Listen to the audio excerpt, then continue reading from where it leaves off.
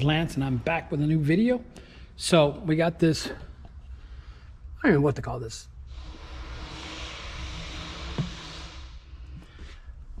I want to say this is a Land Cruiser, but I could be wrong. So what we're going to do in this Land Cruiser is we got to take this panel here, modify it to put a 9-inch in here, which isn't going to be that complicated.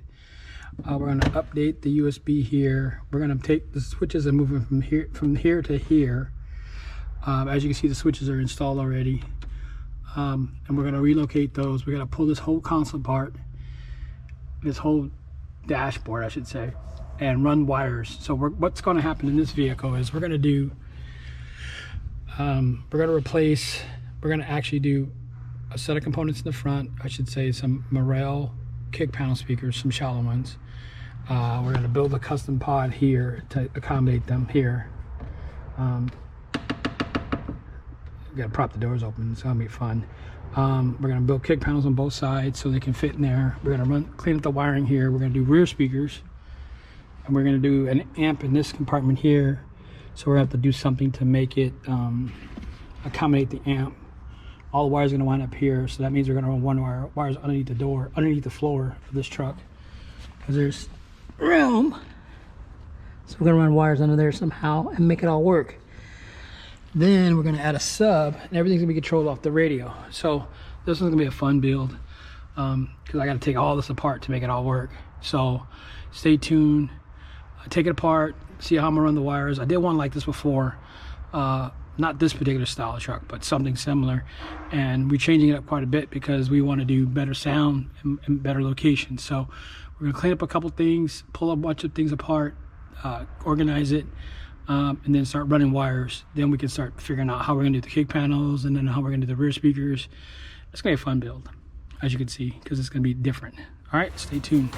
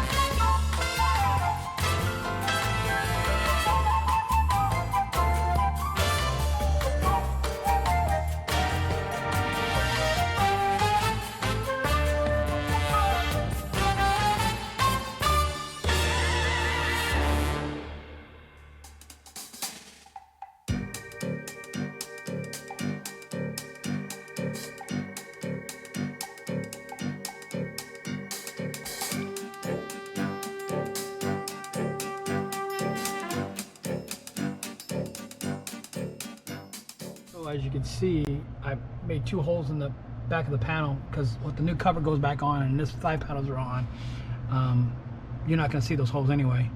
And at the same time, I started pulling wires because I knew I was going to have to extend the switch wires out. I wind up pulling this wire physically out, and then there was another wire that was going for the controls for the window, which was right there. I just couldn't let it fly that way. So I'm going to change all that wiring, clean it all up, make it so it works the way it should, and then go from there. Because I had to extend everything anyway. So wire for wire, it's not that complicated. Like I said, I got to do kick panels anyway, so this wire had to come out, and I'll find a better way to run it. That way it's all like seamed into it. Hopefully it turns out as nice as I want it to be.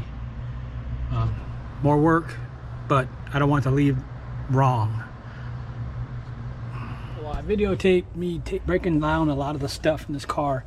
I wind up not videotaping a ton of it because it was a ton of work. So I literally got all the wiring up here for the radio, the Bluetooth, the USB, everything done on that. Then I cleaned up the wiring here and the doors, and then I built some kick panels using the Morel thin 6.5 components. So I did both sides, and then I literally cleaned up this. So he had a window control switch, a relay switch here that was, everything was everywhere. So I literally fixed that, fixed the trigger.